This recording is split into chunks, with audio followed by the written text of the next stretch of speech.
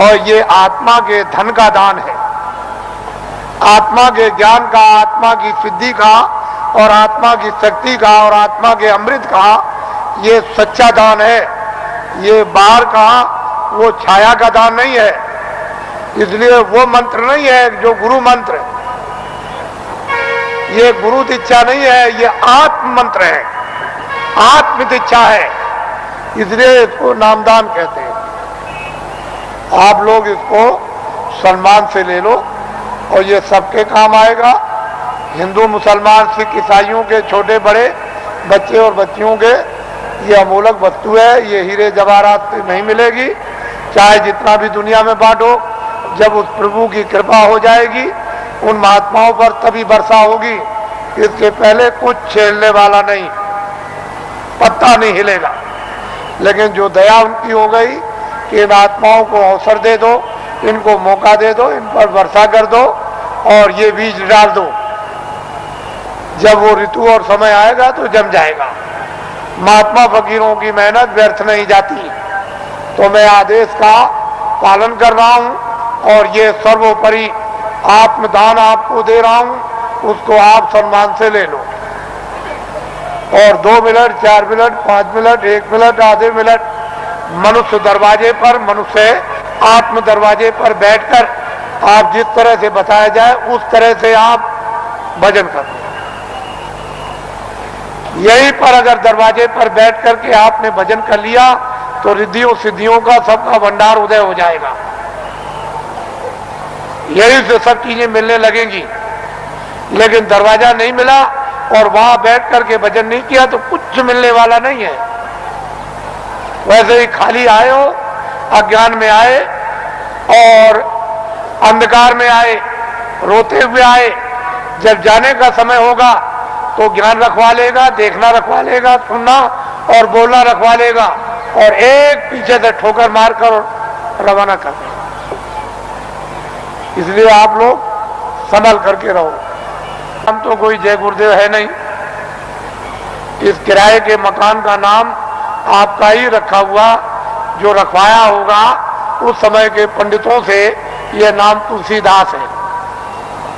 और जय गुरुदेव नाम उस परमात्मा का, ईश्वर का, भगवान का, उस सर्वशक्तिमान, उस ब्रह्म का, उस अल्लाह ताला यानी खुदा और गाड का नाम।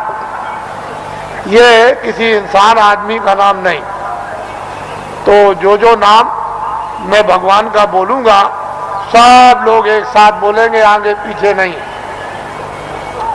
जो नाम बोलता जाऊं सब लोग उच्चारण करना, जिससे हमको मालूम हो कि आप शुद्ध नाम का उच्चारण कर रहे हो।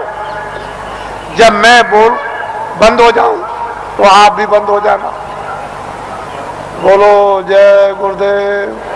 और ये आत्माओं का गोपनीय यानी रूहों का ये छुपा हुआ राज, ये खजाना है। ये जब तुम जरा सा रियाज और जरा कमाई करोगे, थोड़ी सी आप मेहनत, अभ्यास और साधना करोगे तो जल्दी से ये प्रकट होने लगेगा। लेकिन तुम ऐसे ही बैठे रह गए तो घर का भी कोई काम नहीं होता। और वैसे घर में भी कोई आपको नहीं पूछेगा, अरे भाई काम प्यारा, चांद थोड़ी प्यारा है। अरे भजन करोगे तब तो तुम प्यारे बनोगे, तब तो तुम्हारी जीवात्मा इस अंधकार से, इस जड़ता से निकलेगी। लेकिन भजन नहीं करोगे तो कौन किसको प्यारा? पति स्त्री को जवाब देता है, स्त्री पति को जवाब देती है, माँ बाप बच्चे को जवाब देते हैं। चाम नहीं प्यारा, काम प्यारा। अरे बातें प्यारी नहीं है, साधना और भजन और प्यारा है। तो इसलिए थोड़ा तुम भी मेहनत करो, हम भी करो। दोनों की मेहनत से ये हो जाएगा, काम पूरा हो जाएगा। आज गुरु महाराज का ये उनका पुण्य, जो संकल्प यहाँ छोड़ गए हैं, जो आशीर्वाद और आदेश जो दे गए हैं, ये सब उनकी चीज है। हमारे पास कुछ उन्हीं का आशीर्वाद, उनकी दी हुई ये दौलत है। और उन्होंने आदेश दिया है कि इस तरह का जब समय आएगा तो बांट देना, वो आपको मिलेगी। उनकी ये स्मृति है, यादगार, कि ये खजाना महापुरुषों ने बांटने के लिए दिया है, ये उनकी यादगार। और वो सब चीजें ताजी। गुरु महाराज बड़े सादे थे, बड़े सीधे थे, बहुत सादगी थी, बड़े सीधे थे, बड़े भोले थे, लेकिन जानते सब कुछ थे, कोई चीज उनसे छुपी नहीं, सब कुछ जानते थे।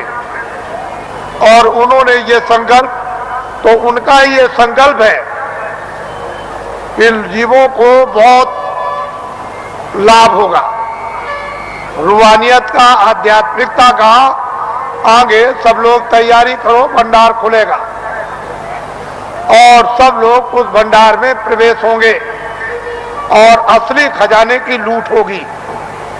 लोग लूटेंगे अपनी अपने दामन, अपनी अपनी झोली, नेत्रों की झोली, नेत्रों का दामन, दिव्य नेत्र की झोली और दिव्य नेत्र का दामन फैलाकर, और माल की, अद्भुत माल की, दैविक माल की, वो खजाने की यानी लुटाई होगी।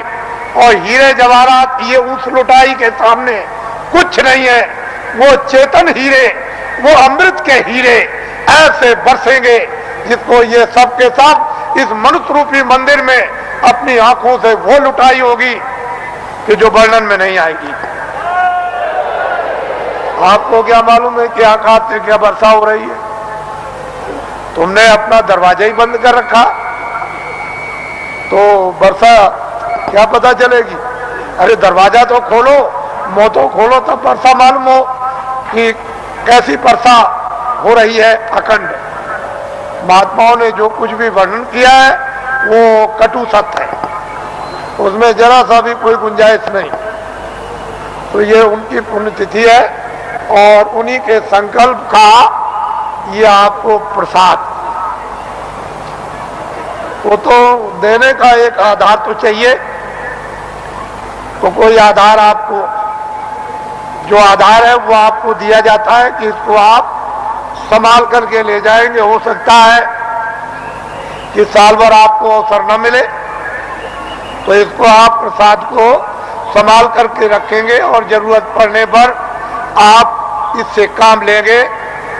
अपनी व्याधियों में, परेशानियों में कभी कभी ऐसा भी होता है कि हे मालिक, हमको कुछ नहीं चाहिए, जितने दुख हमारे कर्मों के हों वो जल्दी से जल्दी हमको दे दीजिए, लेकिन प्रार्थना यह है कि बर्दाश्त जरूर दीजिएगा और हमको आत्मधन लुटा दीजिए।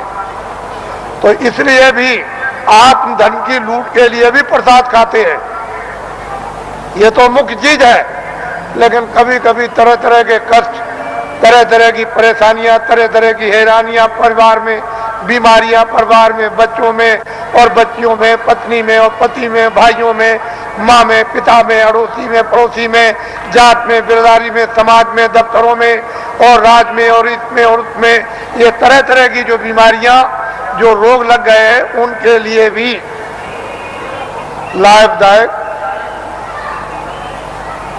लेकिन यह है कि अनुचित उपयोग करोगे तो लाभ नहीं होगा, उचित उपयोग करोगे तो लाभ हो जाएगा। अनुचित क्या उपयोग है कि मैं ये प्रसाद खाता हूं, आज मैं रात को डकैती डालूंगा, मुझे 1 लाख रुपया मिलना चाहिए, ये अनुचित, इससे लाभ नहीं होगा। तुम इसको खा करके डकैती डालोगे, चोरी करोगे, मौके पे पकड़े जाओगे और फिर कर्मचारी अधिकारी पकड़ेंगे तो वो डंडे मारेंगे, कचहरी पहुंचा देंगे, तुम्हारी सजा हो जाएगी। तो अनुचित प्रसाद का उपयोग मत करो, उचित करो। और मेरी चोरी छूट जाए, मेरी डकैती छूट जाए, झूठ छूट जाए, छल कपट छूट जाए, बदमाशी छूट जाए और मुझसे ये छूट जाए और ये बुराई छूट जाए और मुझ में अच्छाई आ जाए।